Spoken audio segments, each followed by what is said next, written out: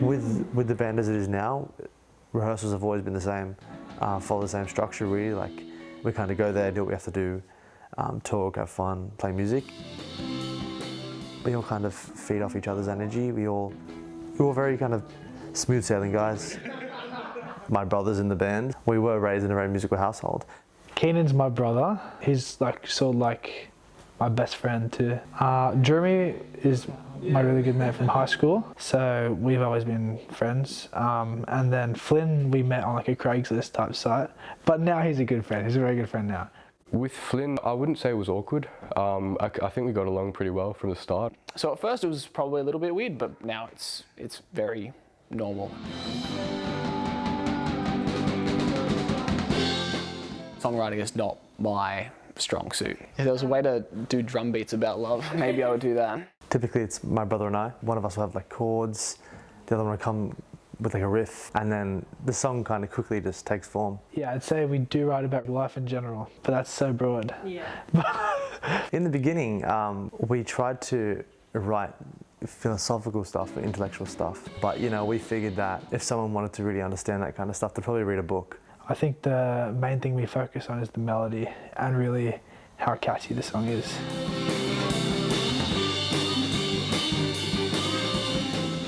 Whenever we're putting out a new song, there's always that kind of second guessing, because you're releasing something that you've created and that you've put a lot of time and energy into. I think I've had doubts about a lot of our stuff since starting, and I also think it's gotten a lot better since we've started out. But we, I think as a band, are pretty critical of what we make, and we want to make sure that's really good. I think we've never had like a bad review for a show. People seem to like it whenever we play. We've been heckled.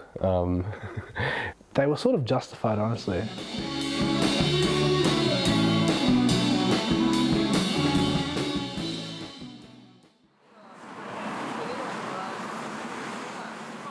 Biggest source of stress leading up to gigs is probably ticket sales, because usually you sell most of your tickets in the last week to the last couple of days.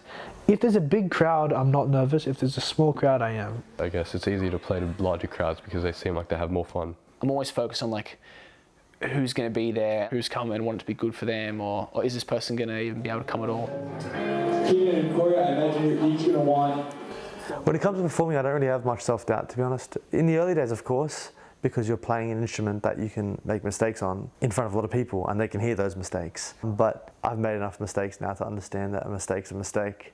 It exists for a second and then it disappears, and hopefully I just don't make it at a really crucial point in the show. My thought process is the audience probably won't notice if you stuff up. If I play a wrong note or whatever, or miss something, I laugh it off and make fun of it. For me, it's pretty straightforward. A beat's a beat. Like even if I forgot it completely, I could just make it up as I go and I'd be okay. There are times, of course, when I walk off stage and I say, I could have done more. I could have put more energy into it. And of course, I have those doubts, or maybe regrets.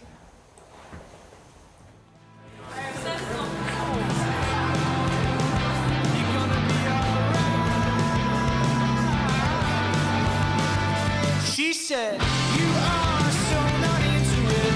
You burn me out like a cigarette. You are so not into today.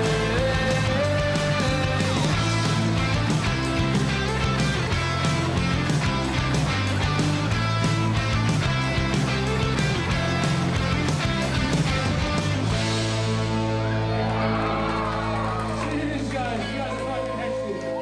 That guy's Sooksy. Corey broke a string. We had a good time. The last song was a bit iffy. I broke a string. Shit happens. Am I allowed to swear in this documentary? There's a lot that went wrong that we couldn't really control, like broken strings and all the rest, but I think we did pretty well to overcome that. It's the most awesome feeling, seeing all these people come for you.